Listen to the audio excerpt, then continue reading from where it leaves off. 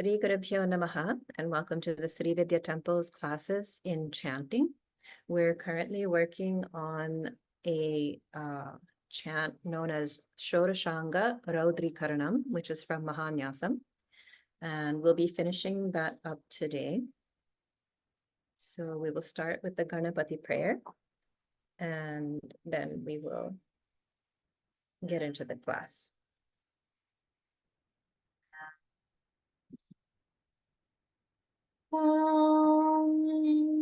Shuklam Bharadharam Vishnum Shashivarnan Chaturbhujam Prasannavadanam Dhyayet Sarva Viknopashantaye. Okay, so Charu Auntie, if you want to start off repeating the lines. Sure. Okay. All right, so I believe we are on the 15th set. Yeah. Okay, so the first line. Om Bhurbhuvah Suvah Om Om Bhurbhuvastuvah Om Om Bhurbhuvastuvah Om Good. And we'll skip over the Namashambhave and go to the Agni mantra. Ajo Osye Kapad Ajo Ekapad Ajo Ekapad. Good. Just notice that the very first syllable, the is in the lower swara. So it's always more challenging to start a line in the lower swara or anudatta. But just notice that that's there. So I'll split up the word a little bit. Ajo Osye. Jo Osye. Jo Osye. Okay.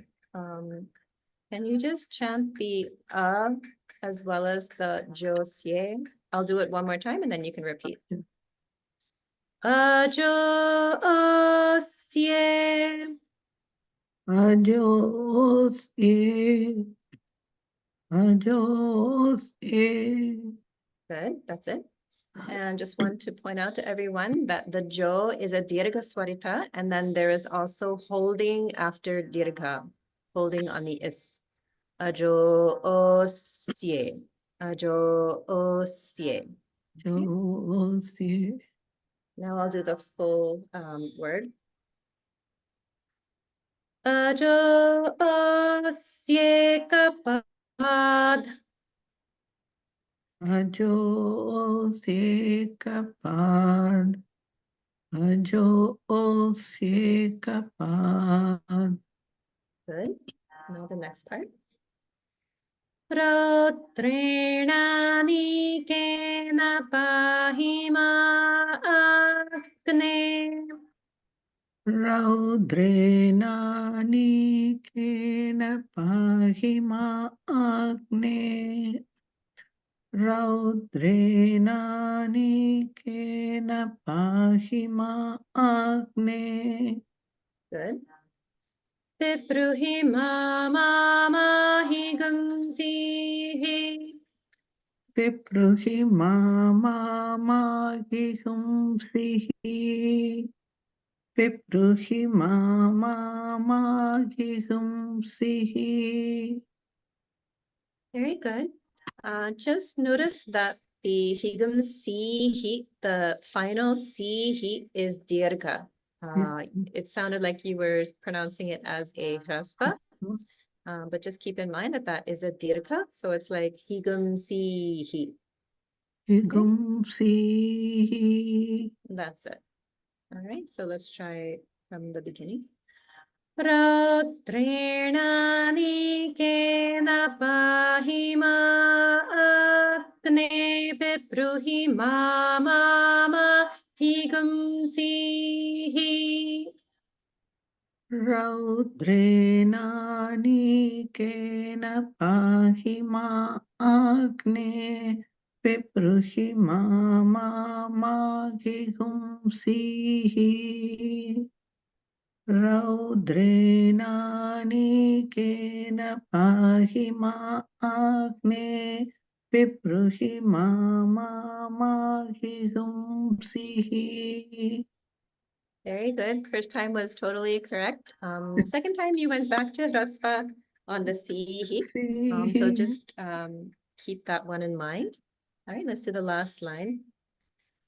Om Bhurbhuvassuvaram. Ambom Bhurbhuvassuvarom Ambom Bhurbhuvassuvarom. Good. Janghasthane Rudraya Namaha. Janghasthane Rudraya Namaha. Janghasthane Rudraya Namaha. Good. Okay, so what I'll do now is I will chant just the Agni mantra 4 times, and then I'll do the whole set as a review. Ajo osyeka patrautreenanikena pahima Agne pepruhi mahi gumsihi Ajo osyeka patrautreenanikena pahima Agne pepruhi mahi gumsihi Ajo osyeka patrautreenanikena pahima Agne pepruhi mahi gumsihi Ajo osyeka patrautreenanikena pahima Agne pepruhi mahi gumsihi. And now the full set. Om Bhurbhuvassuvaha Om Namah Shambhave Chamayo Bhave Chanamah Shankaraya Chamayaskaraya Chanamah Shivaya Cha Shivataraya Cha Ajo osyeka patrautreenanikena pahima Agne pepruhi mahi gumsihi Om Bhurbhuvassuvaram Janghasthane Rudraya Namaha. Okay. So now we'll do the final set, and looks like Rupa Amma had volunteered for that one. Thank you, Amma. Thank you, Amma. Namaskaram. Namaskaram. Okay, so we'll do the first line. Om Bhurbhuvassuvaha Om Aha Om Bhurbhuvassuvaha Om Aha Om Bhurbhuvassuvaha Om Aha. Good. We'll skip over the Shambhave and go to the Agni mantra. Ahirasi Ahirasi Ahirasi Good. Buddhniyo Dutniyo Dutniyo. Good. So here in this word, there's a Mahaprana, dha, but it's combined with na. So this is definitely a challenging one to pronounce because of the combination of the sounds and because the Mahaprana is coming in first. So it sounds a little bit like Buddhna, Buddhni. Buddhani. Yes, ma'am. Okay, so as you pronounce the two sounds together, the breath will escape in a way. So it'll take a little bit of practice, so you can practice later on. But I just wanted to point that out. Now let's try the whole phrase. Ahirasi buddhniyo. Ahirasi bhutniyo. Ahirasi bhutniyo. Second time was good. Swaras were good the second time. Let's try it again. Ahirasi buddhniyo. Ahirasi bhutniyo. Ahirasi bhutniyo. Very good.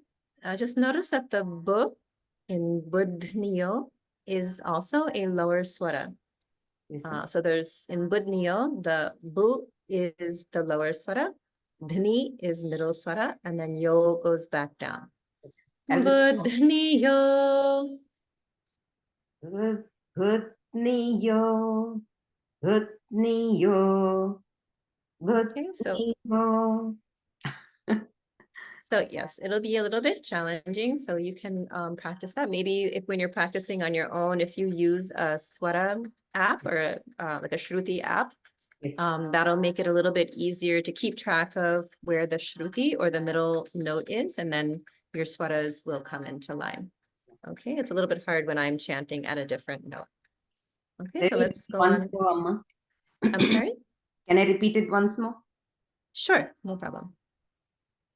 Ahirasi, ahirasi bhutniyo. Ahirasi bhutniyo. It sounds better. It's getting better. Okay. Okay. All right. So let's go on to the next part. Raudrikaranam pahima agne. Raudrenani kena bhahimagne. Raudrenani kena bhahimagne. Good.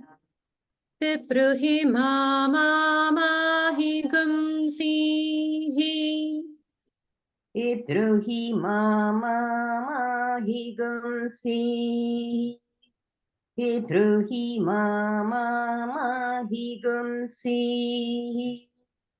Good.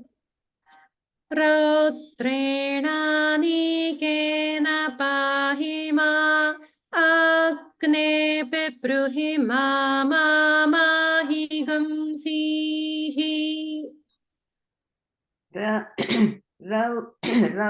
Raudrenani kena pahimagne bebruhi mama mahi gumsi.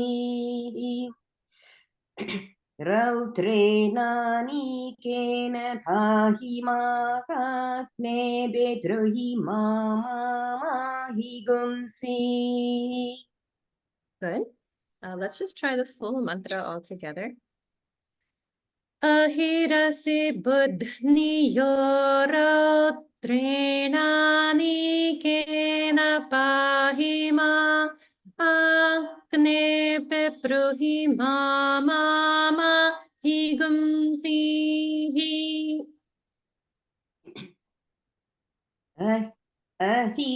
Ahirasi bhutniyo raudrenani kena pahimagne bebruhi mama higumsi.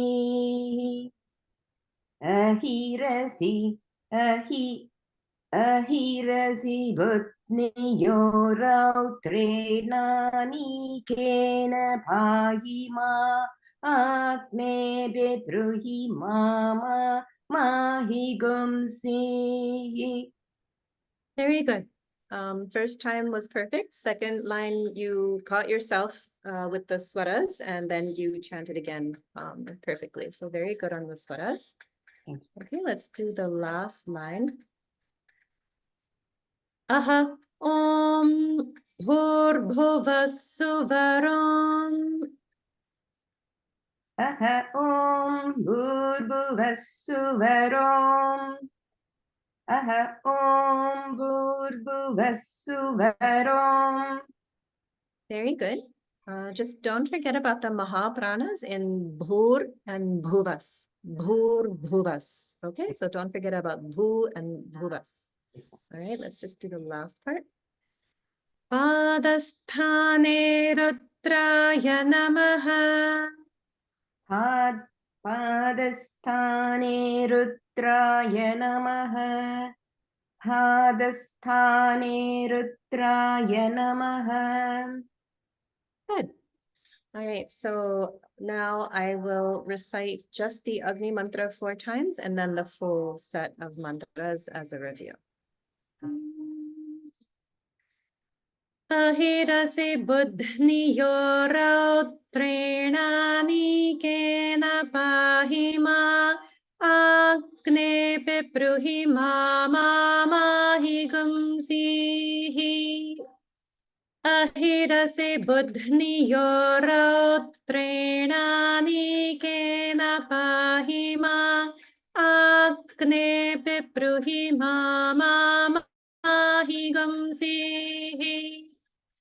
Ahirase buddhniyo rautrena pahima agne pepruhi mahi gumsihi.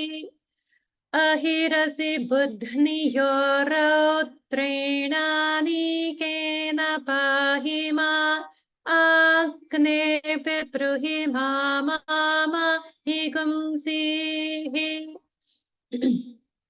Now the full set. Om Bhurbhuvassuvaha. Om Aha. Namah Shambhave Chamayo Bhave Chanamah Shankaraya Chamayaskaraya Chanamah Shivaya Cha Shivataraya Cha. Ahirase buddhniyo rautrena pahima agne pepruhi mahi gumsihi. Aha Om Bhurbhuvassuvarom Padasthane Rudraya Namaha. Okay. So those are the 16 sets of mantras in Raudrikaranam. There is kind of like a final set of lines, which I'm not going to go through here because we don't chant them as part of the puja that we do. This is only chanted during Mahanyasam. And this part is not Vedic. So I just want to pause here and see if there are any questions on any parts of the Raudrikaranam. Ekam, I missed the Raudrikaranam. Can you explain a little bit on how is it related to Rudram, or what is Raudrikaranam, please? And also you mentioned about some Shruti app. Is it name itself is Shruti app that I can find in Google Play or something? Sure. So there's 2 apps. One is called iSruti and one is called iTanpura. I use iTanpura as I like the sound. I believe there's a free version that only plays for maybe 20 minutes and then you have to restart it. And then for a small charge, it'll play continuously. But I think there is still a free version. So yeah, you can take a look for that. And it's pretty useful to chant with like a tanpura or shruti sound because it helps your awareness of notes. It does take a little bit of time to get used to it and get used to chanting with it. But once you do, it'll be easier to maintain your shruti at a steady note and then to understand going up or down relative to that middle note, the shruti. And in the temple, we always play the tanpura sound when chanting. So that's a common thing at the temple. In terms of Raudrikaranam, This is something that is part of Mahanyasam. So it's typically only chanted when people are doing Maharudram or Atirudram. It can also be chanted if you're doing an Ekadasharudram or Laghurudram. So if you're chanting Rudram Namakam 11 times as a set, technically in order to do that, it's best to also chant Mahanyasam, but certainly not everybody will do that, based on time or whether they've learned it or not. But essentially chanting Mahanyasam in its entirety gives you the right or the adhikara to recite Namakam 11 times. So in a sense, it elevates your energy to a level where you can handle chanting Namakam that many times. So that's traditionally how it is done. The reason why we're teaching Raudrikaranam is because our Guru Aya, the founder and Pitadipati of the Sri Vidya Temple, has selected this particular chant to perform puja, either for Devi at nighttime or for Lord Shiva. So it can be used for either. And part of the reason why he would have chosen this chant to be chanted during the puja as part of the Shodashopachara puja is because it comes in 16 parts. It's the Shodashanga Raudrikaranam. So it's very convenient in that sense to break it up, one set of mantras for each upachara or each offering. But another reason why he selected it is because it's very, very powerful. It combines the Sanskrit vowels, the matrakas. It combines the Vyahritis, which are also found in Gayatri Mantra, Bhur Bhuvasuvaha. It also combines a very nuclear or critical set of mantras from Rudra Namakam. That's the one that starts Namah Shambhave. And of course, that section of mantras also has Namah Shivaya, the very important and powerful Shiva Panchakshara mantra. And in addition to all of that, it also includes some very special Agni mantras. So in Yajurveda, there are 16 interesting Agni mantras, which are like 16 prayers to Agni Devata. So not just the physical fire, but the actual Devata for fire, Agni Devata. And so these mantras are praising Agni for all of the important functions that he plays, and also requesting his protection and requesting inner purification, and basically requesting that any kind of violence or harm be kept far away from us so that we are completely protected and actually shielded by kind of like a ring of fire, in a sense, is how we can visualize it. So the combination of all those things becomes the Shodashanga Raudrikaranam. And this is something that was put together by Ravana. So this version of Mahanyasam that I've taken this from is Ravana Krita. So it was composed and combined by Ravana, who was, of course, an amazing Shiva Bhakta, but also highly, highly knowledgeable. He knew the Vedas really very, very deeply and very thoroughly. And so he was the one who selected a number of these Veda mantras from different locations and combined them in a very special and unique way, so that when you chant the full Mahanyasam, of which the Raudrikaranam is a part, you will have fully elevated and purified and refined your energy body to the point where you can withstand the force of chanting Rudra Namakam 11 times that day. Okay, so hopefully that makes it a little bit clear. No, thanks. It's a lot of history. I mean, even from Ravana's time and the mixture of those different things. And that's what actually, I hope one day I get to see what the meanings of the whole, each loka is. That'll be really, you can get into your brain once you know the meaning of it. But I think the last parts of it where it says, Sikhastane Rudraya Namaha. Those are, the body parts looks like, right? So the feet and everything. So Exactly, it yeah. comes from the top to the bottom. That I was able to understand. But I think the other ones, like, obviously we're chanting there in the Namaksham Bhavecha, Mayo Bhavecha and all that stuff. But I think that Agni Mantra meaning would be good also, just to see the whole meaning of those things. Sure, it is good to look at, and it would take a lot of research because there aren't many good. I don't know if there are any good translations of the Vedas.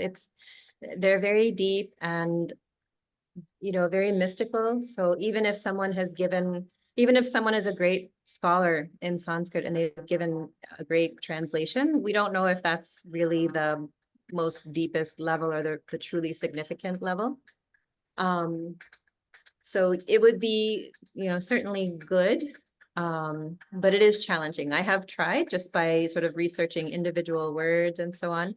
But it is a little bit challenging. You can kind of get a flavor of the meanings, but it is challenging to find good translations of that. So At it least may the take a little individual. time.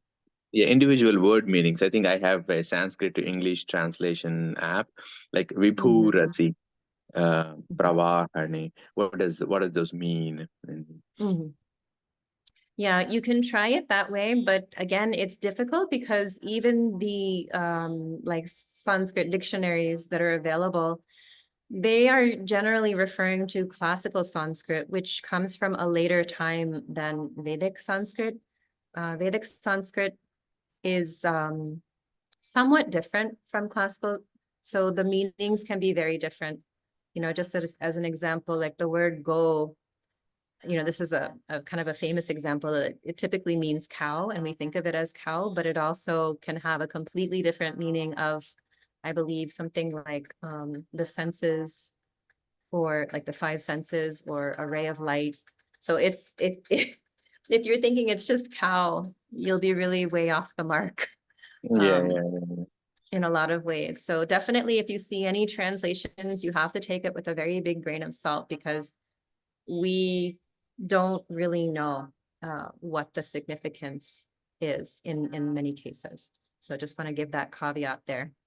And also there are not much of these Raudrikaranam actually in YouTube and all that stuff. It's not as popular as anything that we know of. So it's true. It's unusual, and it's one of those things that Aya has, sort of plucked out and made wonderful use of. So something that he likes to do is find some of the things that are more obscure and lesser known, and bring them out in a very beautiful way so that everyone can enjoy that and also get the benefit of it.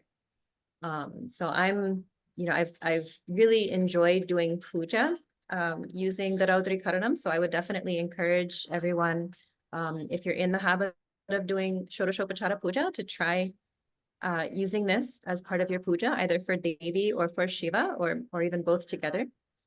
It's really a wonderful way to do puja that I really enjoyed. So I think what I'm going to do is I'm going to do a final review, where first I will chant just the Agni mantra from each set, and I'll do that 2 times. And once I complete everything, I will go through the entire Raudrikaranam and just chant it once through. All right. Okay, so I'm going to go back to the beginning part and do just the Agni mantras. Okay. Vibhorasya pravaharno rautrenanikeena pahima Agne bepruhima mamahigumsihi Vibhorasya pravaharno rautrenanikeena pahima Agne bepruhima mamahigumsihi. Next one. वह्निरसि हव्यवाहनो रौद्रेणानीकेन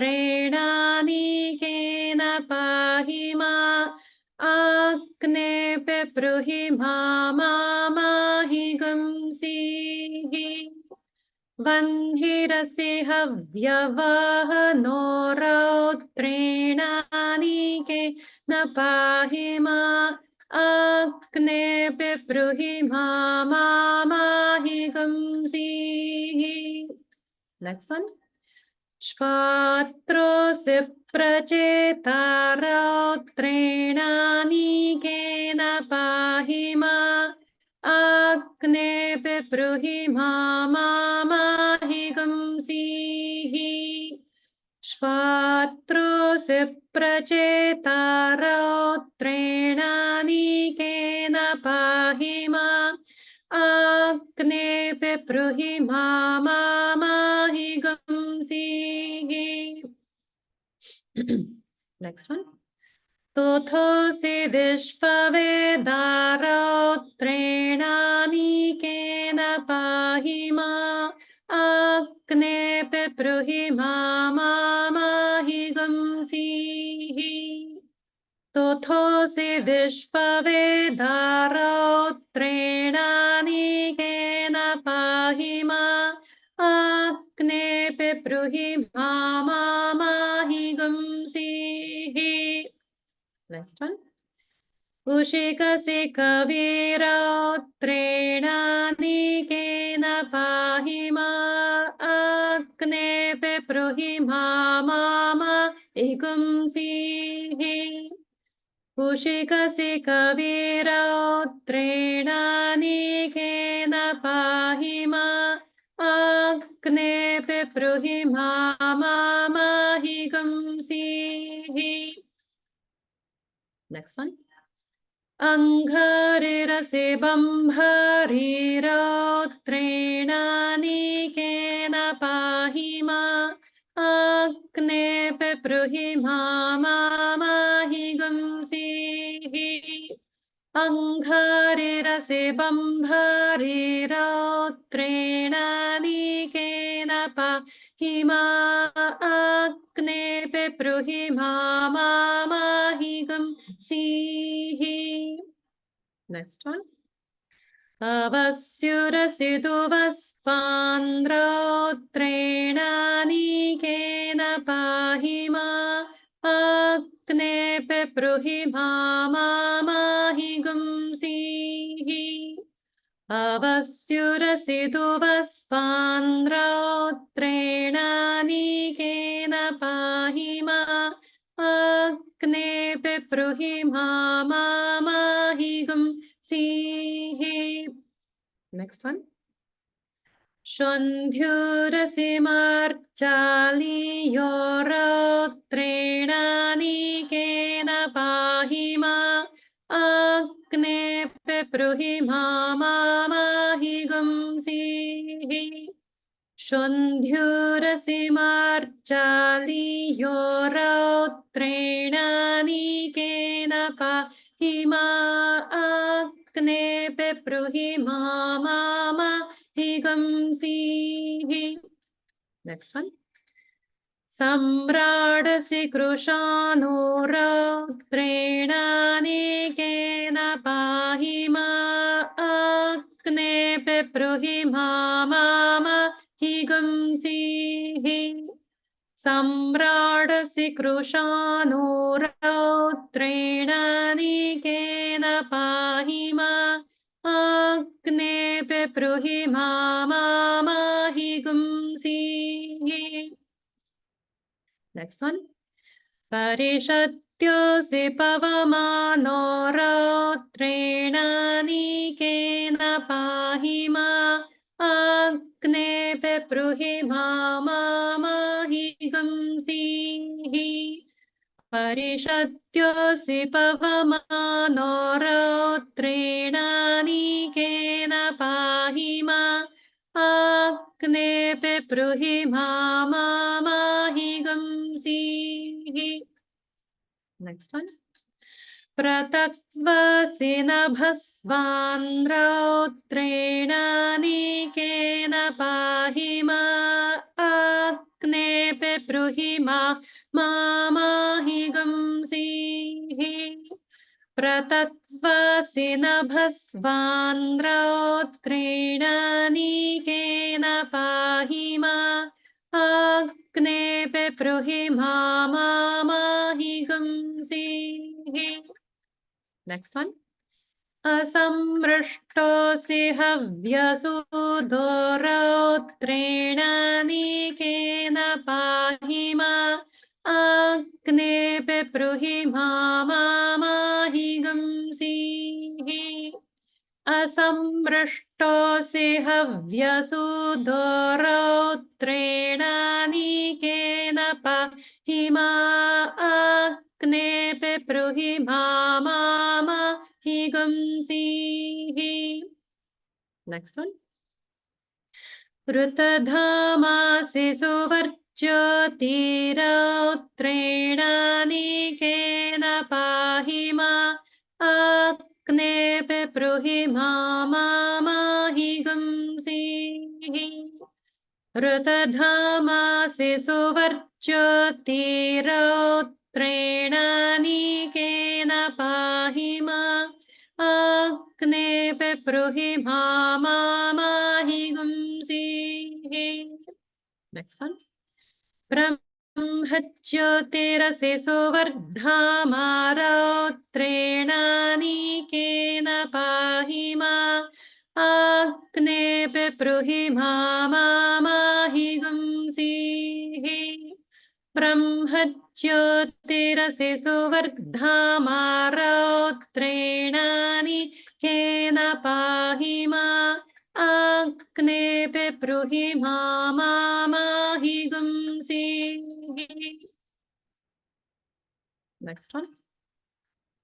अजोऽस्येकपात्रौत्रेणानीकेन पाहिमा अग्ने पिब्रूहिमा माहि गंसीः अजोऽस्येकपात्रौत्रेणानीकेन पाहिमा अग्ने पिब्रूहिमा माहि गंसीः. Excuse me. Hi gumsiः. Next one. अहिरसि बुध्नियोरौत्रेणानीकेन पाहिमा अग्ने पिब्रूहिमा माहि गंसीः अहिरसि बुध्नियोरौत्रेणानीकेन पाहिमा अग्ने पिब्रूहिमा माहि गंसीः. Okay, so those are the Agni mantras. So now I'll go back to the beginning and chant the full Raudrikaranam.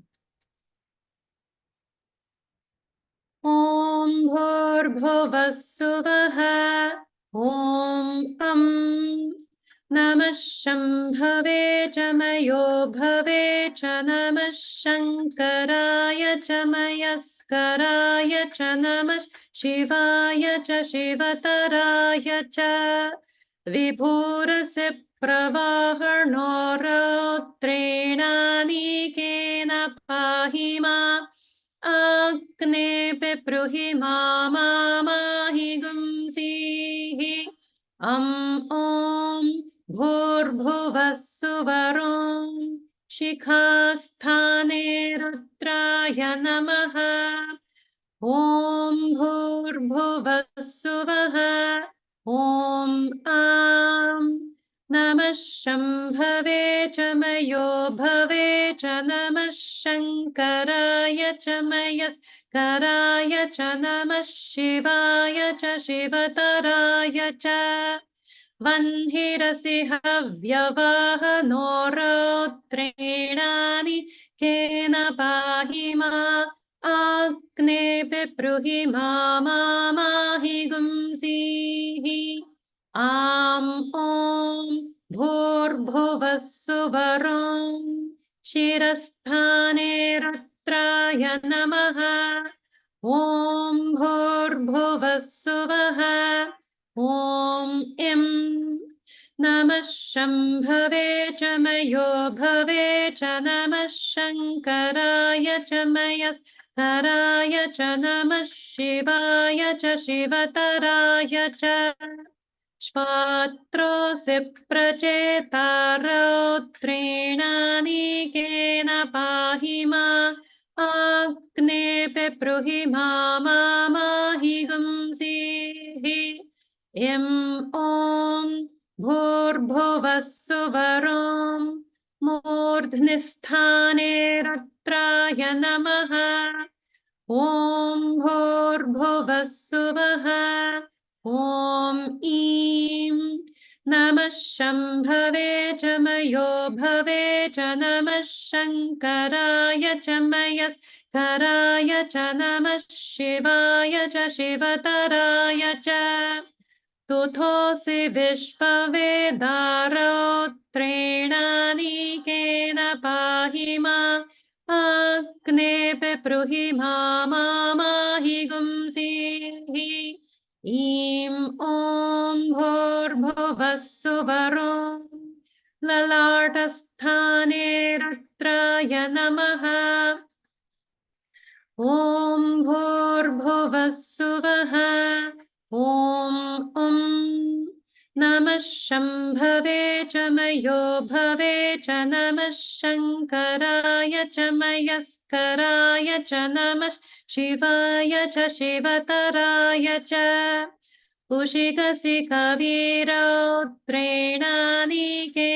पाहि मा आग्नेऽपि ब्रूहि माहि गुंसीः ॐ भूर्भुवः सुवरों भ्रूस्थाने रुद्राय नमः ॐ भूर्भुवः सुवः ॐ नमः शम्भवे च मयो भवे च नमः शङ्कराय च मयस्कराय च नमः शिवाय च शिवतराय च अङ्घारिरसि बम्भारिरौद्रेणानीकेन पाहि मा आग्नेऽपि ब्रूहि माहि गुंसीः ॐ भूर्भुवः सुवरों मुखस्थाने रुद्राय नमः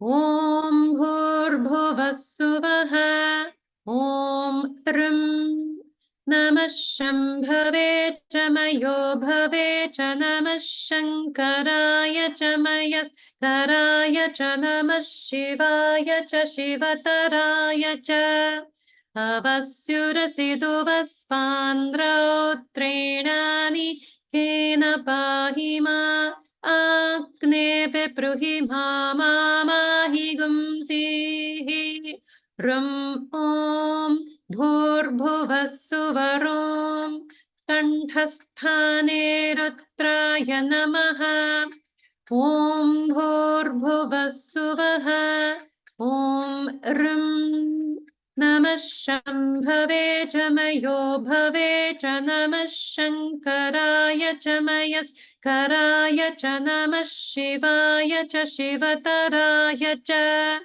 षन्ध्युरसि मार्जालीयो रौद्रेणानीकेन पाहि मा आग्नेऽपि ब्रूहि माहि गुंसीः ॐ भूर्भुवः सुवरों बाहुस्थाने रुद्राय नमः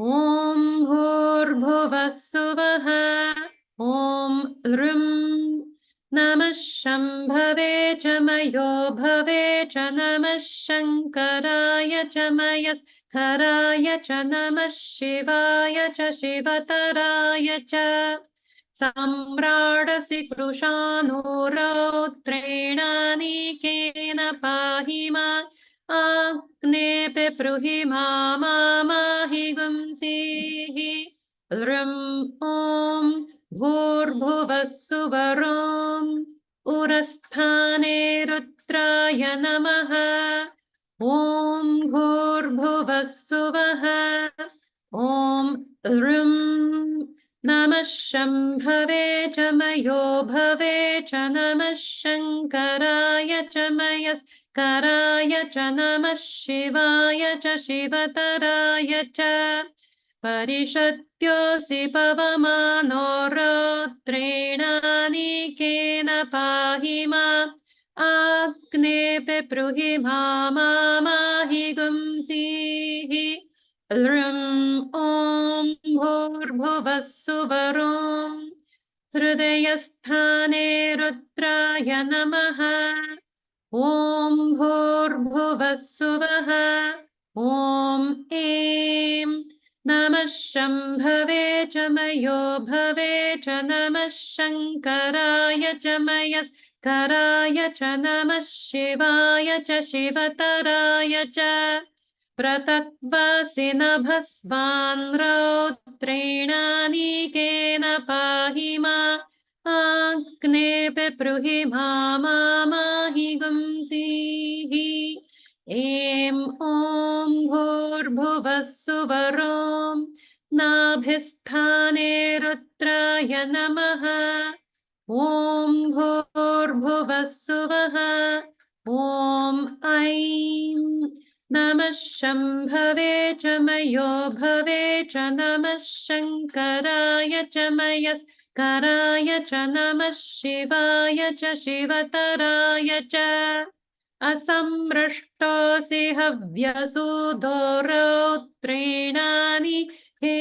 पाहि माम् आग्नेऽपि ब्रूहि माहि गुंसीः ऐं ॐ भूर्भुवः सुवरों कटिस्थाने रुद्राय नमः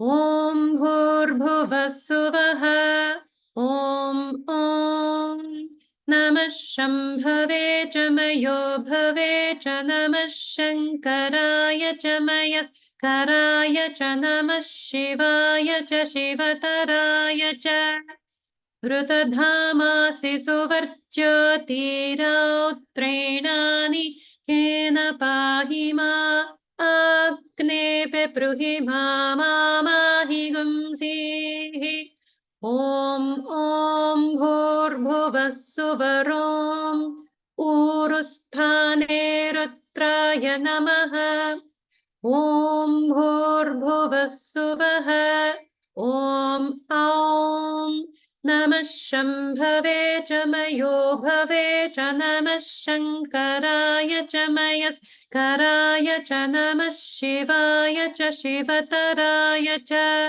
ब्रह्मज्योतिरसि सुवर्धामा रौद्रेणानीकेन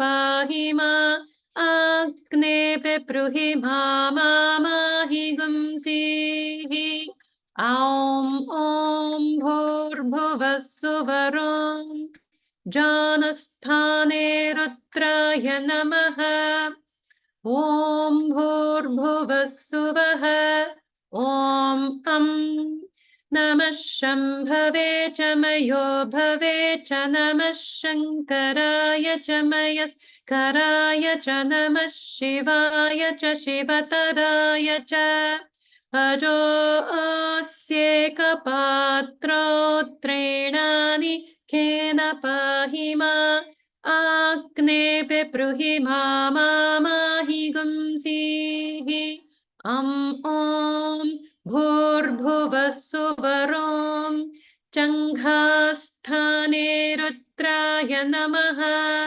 ॐ भूर्भुवः सुवः ॐ नमः शम्भवे च मयो भवे च नमः शङ्कराय च मयस्कराय च नमः शिवाय च शिवतराय च अहिरसि बुध्नियो रौद्रेणानीकेन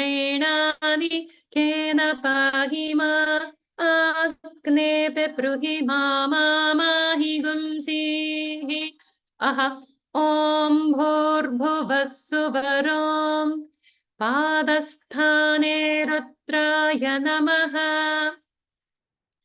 त्वगस्थिगतैः सर्वपापैः प्रमुच्यते सर्वभूतेष्वपराजितो भवति ततो भूतप्रेतपिशाच ब्रह्मराक्षसयक्षयमदूतशाकिनी डाकिनी सर्पश्वापदवृश्चिकतस्करात् द्युपत्रवाद्युपघाताः सर्वे ज्वलन्तं पश्यन्तु मां रक्षन्तु यजमानं रक्षन्तु सर्वान् महाजनान् रक्षन्तु. Okay, so that is the Raudrikaranam. I went ahead and chanted the very final part just to make it complete. Okay, so that concludes our class series on Raudrikaranam. So thank you very much for joining, and we'll see you for the next class. Sri Gurubhyo Namaha. Thank you so much, Amma. Thank you very much.